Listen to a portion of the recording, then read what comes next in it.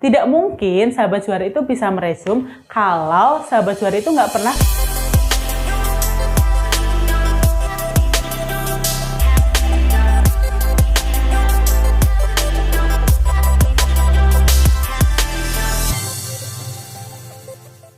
Halo sahabat juara, balik lagi bersama saya Maflaha di channel Arena Lomba, berbagi informasi untuk Indonesia berprestasi. Pada kesempatan kali ini kita akan membahas tentang cara meresume buku yang baik dan benar. Nah, mungkin sahabat juara sekalian tuh sering ya mendapatkan tugas ataupun sering menemui bagaimana sih cara mereview ataupun meresume buku yang baik dan benar gitu. Agar kita tahu nih isi dari buku itu tuh apa gitu.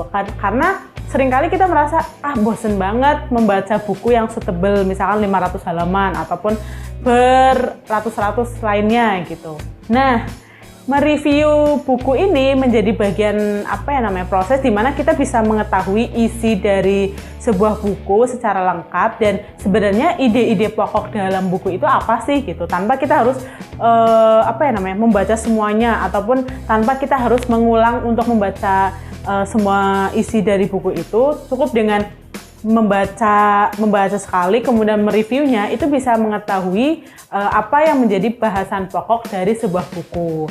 Nah, kali ini kita akan belajar bagaimana mereview yang baik dan benar. Nah, definisi dari resume buku itu apa sih? Nah, menurut definisinya, resume itu merupakan rangkuman dari sebuah tulisan atau karangan panjang yang dipersingkat dengan mengambil bagian pokok dan juga menyisihkan rincian serta ilustrasinya.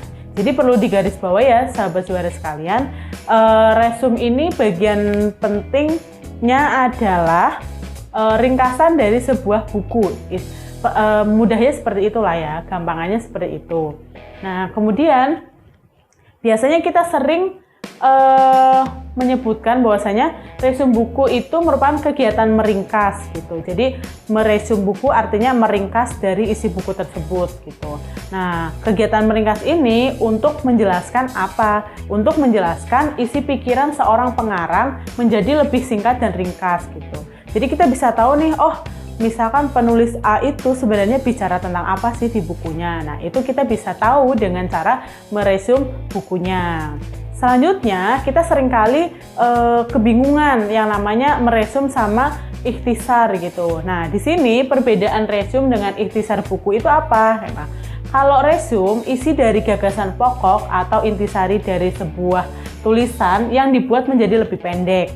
Nah, isinya tidak beda dengan isi ataupun ide gagasan pokok yang terdapat dalam teks aslinya. Jadi memang kalau resume itu ditekankan pada bagian-bagian isi pokoknya yang tidak berubah dari teks aslinya ataupun naskah yang setebal ataupun naskah aslinya itu kita tidak merubah satu hal apapun gitu. Kita hanya menuliskan secara ringkas terkait dengan poin-poin penting dari pembahasan sebuah buku. Nah, bedanya dengan ikhtisar itu merupakan suatu karangan yang dibuat menjadi lebih singkat, tapi ikhtisar ini tidak mempertahankan urutan gagasan pokok yang membangun karangan tersebut. Artinya kalau ikhtisar ini meringkas tapi lebih bebas gitu. Jadi sahabat juara itu dibebaskan untuk menuliskan ringkasannya itu tidak sesuai dengan urutan gagasan dari sebuah buku yang telah dibaca. Sedangkan kalau resume ini biasanya sesuai dengan urutan gagasan yang memang si penulis itu tulis ataupun karang. Jadi bedanya kita menuliskannya dengan sangat singkat dibandingkan dengan teks aslinya. Nah, sahabat juara perlu memperhatikan bagaimana cara membuat resume sebuah buku. Yang pertama, tentu sahabat juara harus membaca naskah aslinya. Tidak mungkin sahabat juara itu bisa meresume kalau sahabat juara itu nggak pernah baca bukunya gitu. Artinya sahabat juara itu harus membaca bukunya dulu dan menemukan ide pokok ataupun gagasan-gagasan penting dari sebuah buku tersebut.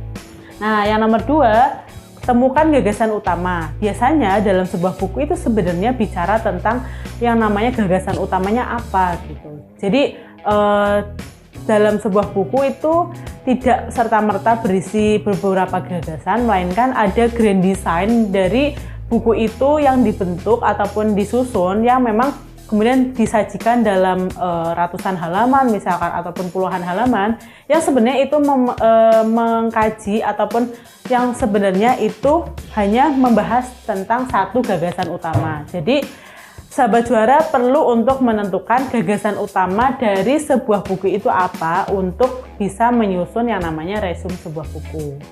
Selanjutnya menulis resume itu sendiri. Nah, setelah sahabat juara baca terus kemudian menemukan gagasan utamanya, selanjutnya adalah sahabat juara menuliskan resume ataupun isi gagasan pokoknya dalam sebuah tulisan yang lebih ringkas.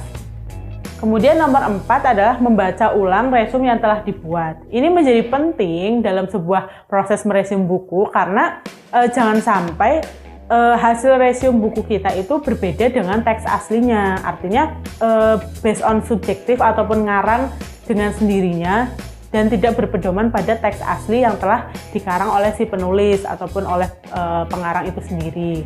Nah, ada beberapa hal yang harus diperhatikan ketika sahabat juara itu membaca ulang resume yang telah dibuat. Yang pertama, sahabat juara itu harus menggunakan bahasa Indonesia yang baik dan benar dalam proses meresume sebuah buku. Karena ketika tidak menggunakan bahasa Indonesia yang baik dan benar, itu bisa membuat makna yang lain dalam isi ataupun hasil resume buku yang telah dilakukan.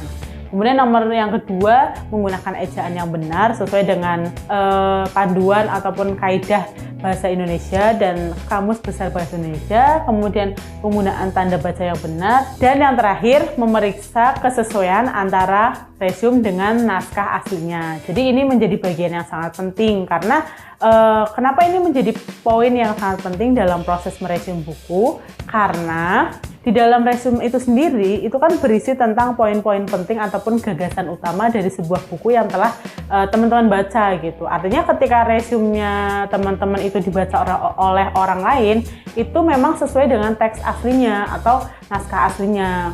Jadi tidak ada mispersepsi antara teks aslinya dengan hasil resume yang telah sahabat juara itu bikin dan bisa disebarkan ke orang lain.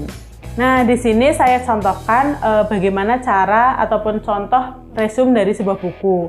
Di sini ada buku dengan judul Perubahan Sosial, Sketsa Teori dan Refleksi Metodologi Kasus di Indonesia. Pengarangnya Agus Salim, penerbitnya Tiara Wacana Yogya, di cetakan pertama Februari 2002 dan pengantarnya Sudarmo Wiryo Handoyo, PhD.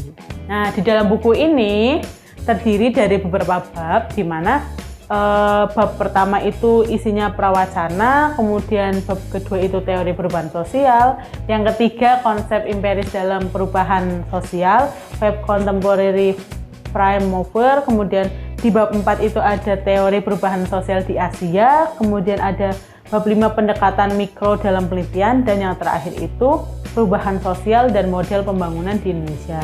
Nah, di proses ini sahabat juara itu harus perhatikan bahwasanya di masing bab-babnya itu isinya apa gitu. Jadi nggak perlu menuliskan semua isi dalam sebuah bab, dalam artian di bagian misalkan saya ambil contoh di bab 2 teori perubahan sosial. Nah, di sini tuh sahabat juara cukup menyebutkan apa sih inti dari teori ini gitu. Kemudian ataupun ada konsep-konsep lainnya nggak di dalam teori perubahan sosial itu sendiri.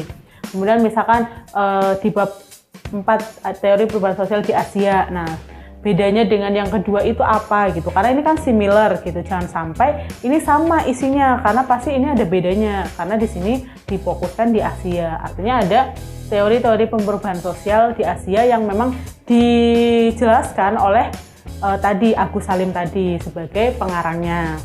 Nah, sahabat juara dalam proses meresume buku, poin utamanya adalah perhatikan kesesuaian dengan naskah aslinya. Karena tadi jangan sampai isi resume ataupun resume buku yang telah sahabat juara lakukan itu memberikan mispersepsi ataupun memberikan informasi yang tidak lengkap untuk orang lain gitu. Karena akan ada gap ataupun akan ada jarak antara naskah aslinya dengan penerima informasi sekian-sekian seperti itu. Nah, pembahasan tentang cara meresume buku sampai di sini ya, sahabat juara sekalian. Terima kasih sudah menonton channel Arena Lomba. Jangan lupa untuk klik like, comment, subscribe agar kita semakin semangat untuk memberikan informasi-informasi bermanfaat. Sampai jumpa.